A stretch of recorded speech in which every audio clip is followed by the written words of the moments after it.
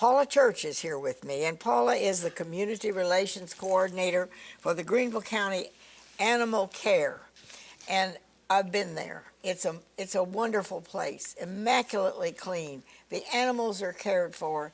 It's a blessing to everyone here in the upstate that you're there and that you have such a place. Oh, thank you. And you welcome people to come. We do, yeah. We're open Monday through Friday from noon until 7, and Saturdays from 11 to 6. So anybody is welcome to come in, visit our animals, and And we have need good puppies adopters. and kittens and a lovely dog like this who just desperately just wants a home.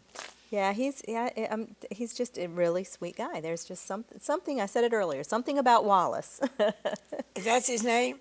He's Wallace. He's an 8-year-old beagle, and we don't have a lot of background on him other than he's just a big love bug. I think he would just sit and do this all day. Oh, well, you do a great work. Now, I want to ask you, summer is just around the corner. You've got camps. You've got a mini camp for age 6 and 7, right? And then you have ages 8 to 11 and 12 to 14 camp for that age group. This is something that people can have it's a learning experience for their kids. It is. You know, there's only 28 vet schools in the country, and a lot of kids don't realize that. A lot of children want to be vets. 28 right. all So across the United States? There is, and so it's a very competitive field to go into. So really, it's not a bad idea if kids are really serious about wanting to be vets. They need to start thinking about it. So a lot of vet schools require 200 hours of volunteer service just to apply. So, they can start accruing those hours at a young age. But if some of these young people wanted to volunteer this summer, they would get a credit for that. Right. Absolutely, yes. They can, if any volunteer service that they do, it would work towards that volunteer service as long as they are sure to track it.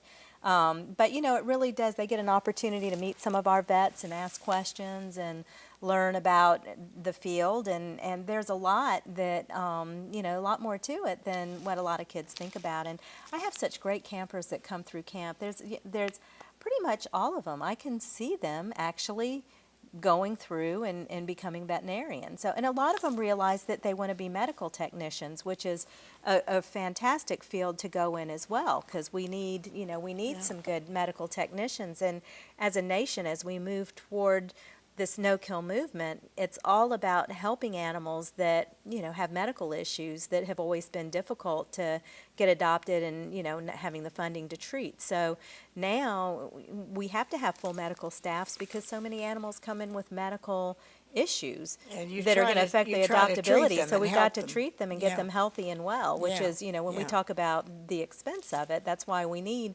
camps and 5Ks and that sort of thing to help support our mission. All right, now, Paula, all this takes money. You have these animals, the place is immaculately clean. It is well cared for. You also have to feed these animals. Right. So this all takes funding. It does. And I know occasionally you have fundraisers. Now you've got something coming up, don't you, that we could all participate in? Our Tails and Trails 5K, it's friendly for all ages. The trails are paved, I believe. I need to double check that because we had one of the bridges washed out in one of our rainstorms, so they're having to reroute the track this year. I'm going to have to find out if it's all paved, but it has been paved in the past. It's a 5K, so people can, but if you can't run, you can walk. Right, exactly. Or you can go and participate and cheer other people on. Right, and we're expecting somewhere between 800 and 1,000 people this year. And so when is this to be? It's May 11th. May 11th. Weekend is Mother's Day. And this is a great time of year to have something like this. It is. So you bring your children and go, and there will be a lot of people there. There will be. And will you have some animals there for adoption? We may. We always take animals to participate. Yeah. So people will have an opportunity to meet some adoptable pets. We're actually getting ready to roll out our new adoption trailer vehicle. Tell us about it. Well, it's a mobile adoption unit. So Oh. it's going to make it a lot easier for us to go to events and have our animals at off-site events in a way where we can safely house them all, and that's kind of under wraps still. So that's Okay. coming very soon. that's So I great. let the cat. I can't wait. I'm really excited about it. So I let the cat out of the bag, but yeah, it should be here any day now. All right, now, for this event coming up, it's a big do. Do you need volunteers? We will need How can some volunteers. of us, maybe we can't be there all the time, or Mm-hmm. we can't adopt a pet, but how can we help? We always need good volunteers. And, one of the best ways to get an animal adopted is to keep them interacted and, provide them with plenty of enrichment so that they're happy and well adjusted. And that's really what our volunteers do for us. They walk them, they take them out in play groups, they So help keep the cages if you have clean. puppies there and dogs like this, they can't just be in a cage 24 Right, hours a right. day. You need somebody to take them out and walk them. Right, they need to get out. They can't just sit in a cage all day. So they need to know that they need to be comfortable with people. We need to know as much as we possibly can know about them. So, because when they come, and it's like Wallace, we don't have any background information on him. What we learn about him is really a lot of what we learn is through our volunteers and just staff Well, you looking mean at the habits. somebody and just comes and dumps him off and walks out the door, and you have no somebody knowledge? found him, and He and was- his he was- owner either didn't know that they were supposed to look at animal care, or we just don't know what his situation was. But he's been getting a lot of really good volunteer interaction. I think he's kind of a staff favorite, to be honest. Everybody was speaking to him as we were going out the door to come over here today. So he definitely is a staff favorite. All right, now if somebody out there, maybe you thought, well, we could adopt a kitten or we could adopt a puppy, and it's getting to springtime, and it'd be a nice time to, especially if you have children. What do? You can come and look at what you have.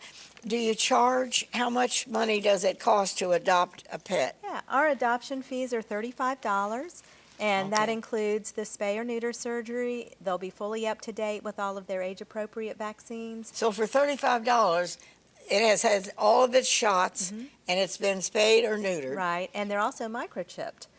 So, Oh. we think a microchip is really important because if Wallace was microchipped, we'd be able to very easily You could tell reunite him with where- his family. And without a microchip or any kind of identification, we have no way of knowing anything about Wallace. So, so we do make sure that every animal is microchipped. And that $35 fee really doesn't cover all of the No, I was gonna services say, that they get. That's But, a bargain. it's about finding the right home, not just any home. It's got to be the right home. We don't want them to end up back in the shelter. Oh, no.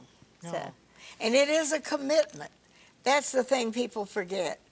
They get all excited and they go out and get a puppy or a kitten and bring it home, and then the newness wears off, and the animal still has to be cared for. right, exactly. And that's what you need to be sure you have your children understand. Right, and that's something that's important for people to understand, that, you should never feel guilted into getting an animal, or, everybody needs to be in agreement in the family that it's time for a pet.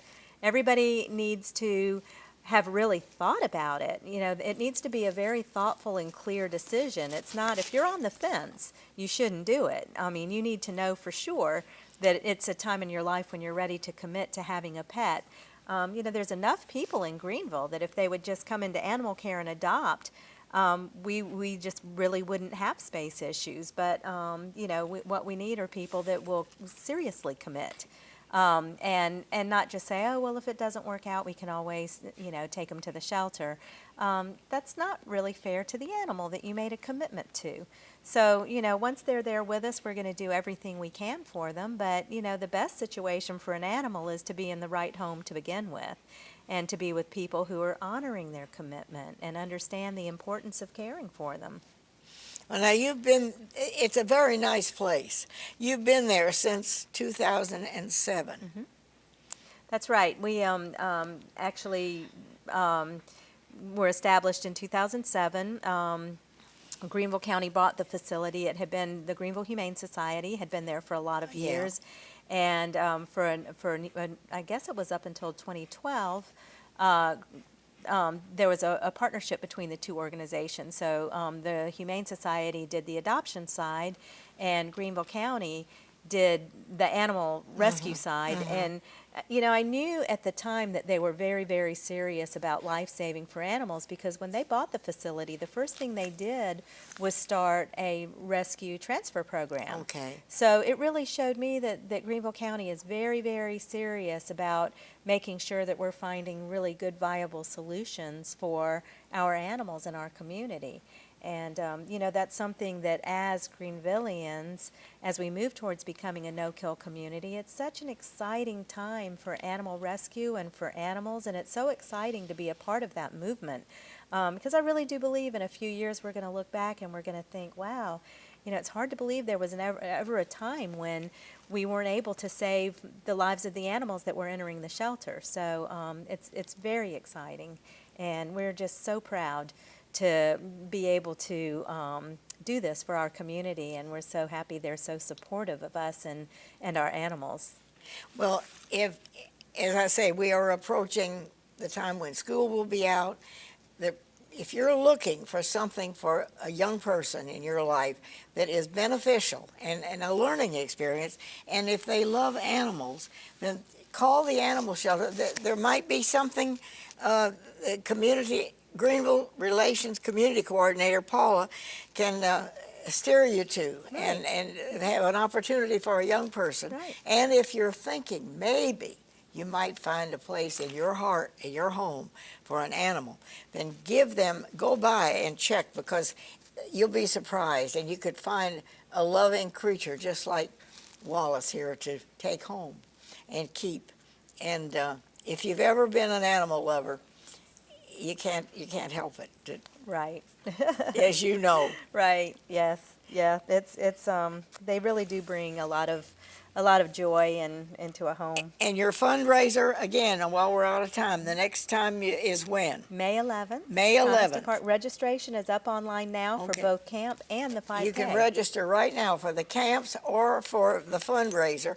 And if you can't run, you can walk. And if you can't walk, you can sit there and then bring a chair, sit there and enjoy everybody. That's right. And the animals. That's right. Thank you. Thank you. God bless you for what you do Oh, in this thank community. you for having us. Paula Church, Greenville County Animal Care. And I'll keep all the information here. We wish you joy. And I've just had the best time. Thank you for We've coming. had fun and too. I bringing- think Wallace has bringing really Wallace. enjoyed it. He's gone to sleep on us. He's had a We'll great see time. you next time.